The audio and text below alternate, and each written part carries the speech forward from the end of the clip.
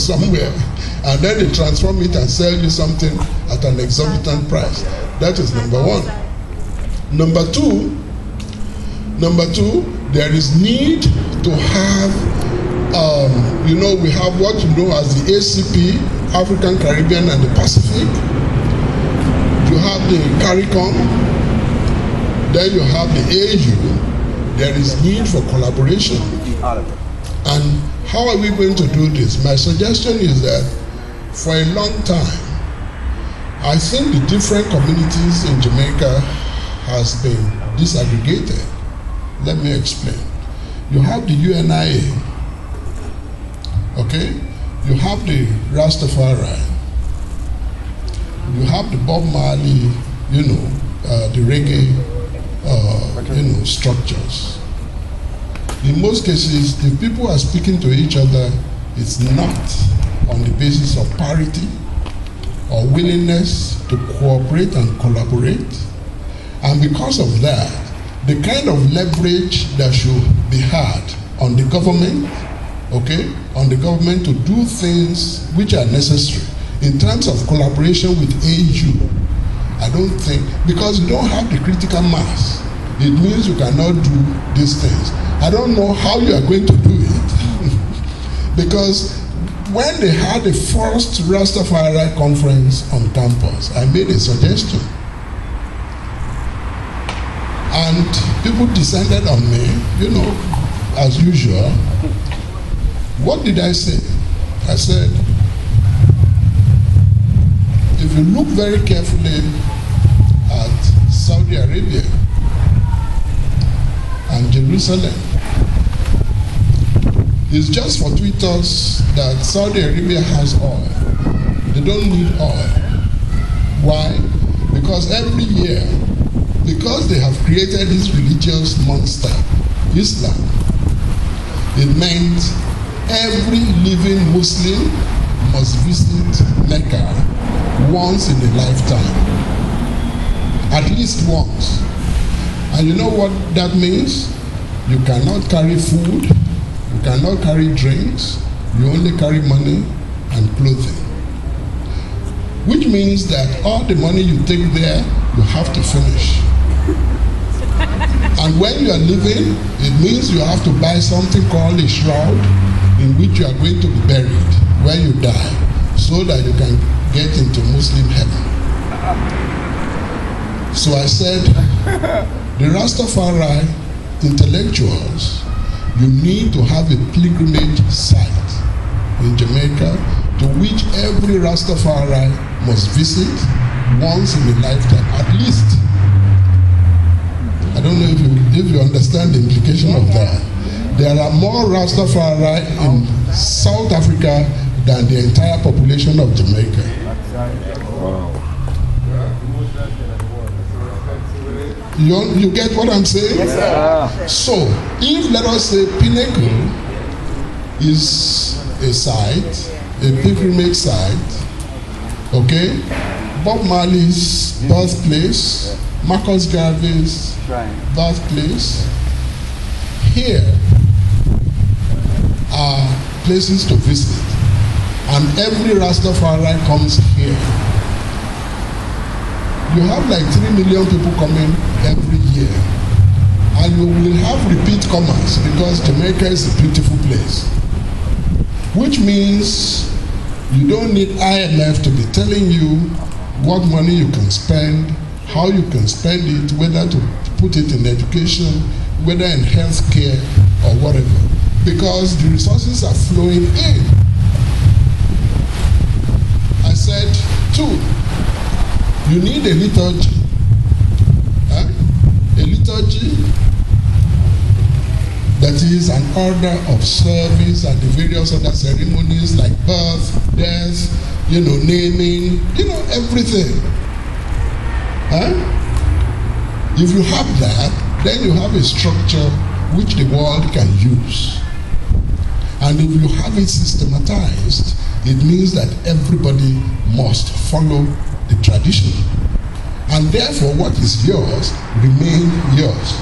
It's not something that somebody in Japan is going to devise, computerize, and sell to you. I said, when you do that, you are claiming property rights. And then the Bible, for example, and this is the third one, the scripture that I suggested to the Rastafari during that conference. The Bible is the bestseller in the world. Millions are sold every year. And you know it's an industry.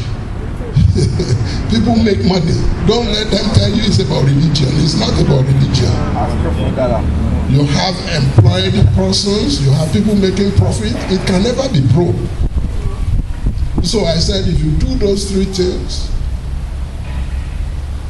pilgrimage site, liturgy, and the scripture, then you're good to go. And if you are good to go, every other thing will follow. They said, everybody descended on me and said, Rastafari is not a religion. And I said, you can lie to yourself if you like. The United Nations has recognized Rastafari as a religion, so you better claim it. Now, what does that mean for the future? It's a challenge for the intellectuals among us, for those who have, better intellect, to see how best we can use the resources, the knowledge that we already have, the facilities that God has blessed us with, to move our children further, so that we move away from the margins and move to the center where we belong. Okay? We don't belong in the margins. We shouldn't be mendicants. Currently we are beggars. It's just the way it is. Reality. When you have to borrow money to pay interest on your loan, you are not even paying the principal. I don't know what you call that. Orland had to close because it's a Ponzi scheme. The government itself is a Ponzi scheme. Well said. Yeah, because you borrow money to service interest on loans. Yeah. It's like you take money from A to pay interest to A and then to that. It's a Ponzi scheme. Never get paid. So now, what then do you do for little children coming into the world? Debt burden. You already borrowed what you can't pay in 50 years. That's right. They're gonna be paying that. So, what then am I supposed to be saying as a migrant in Jamaica seeing this? Okay? And I say to people that I happen to have been in the University of the West Indies for the last 24 years, and I've been blessed. And everywhere I go, I recognize the fact that it has provided a home for me to bloom and to do well. However, the university is a failure. Because for the simple fact that the only people that we have produced are mendicant panhandlers. Yeah, the people who have been leading us, they don't know how to do any transformation to move us progressively to self-dependency, to employment or anything. All they're busy doing is just moving us around in circles and circles and circles. When I came into this country, the homicide rate was about 250 something in 1981. I was so scared, I nearly went back. And then my colleagues sat me down. Many of my professors, many of them have retired now. They had worked in Nigeria before. Okay, so they called me and said, Tunde, you have nothing to worry about. If you don't look any man, woman,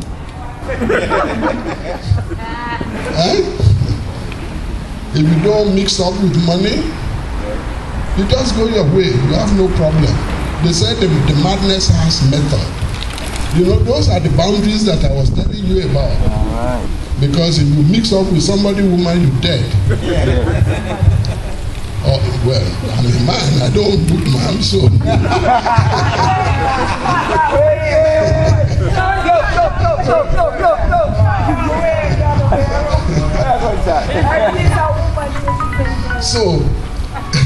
So when you look at that, then you begin to see that the university that should be the top of society leading rightly. If you look very carefully, you'll be shocked about things that take place, and especially how the polarization itself is so entrenched within that structure. So the question then is, how do you move? How do you develop the future? How do you do it? So, ladies and gentlemen, I don't know if I've done what you want me to do, and I don't want to leave you in a depressed state, but that's just the way it is. We are all in it together. I keep doing my own little thing, in my own little way, trying as much as possible to make sure I do what I can to empower young people.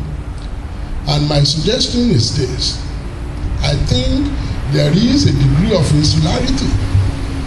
Okay?